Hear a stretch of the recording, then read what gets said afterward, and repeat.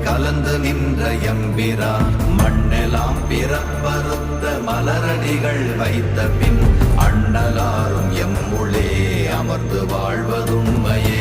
ஓம் நமச்சிவாய.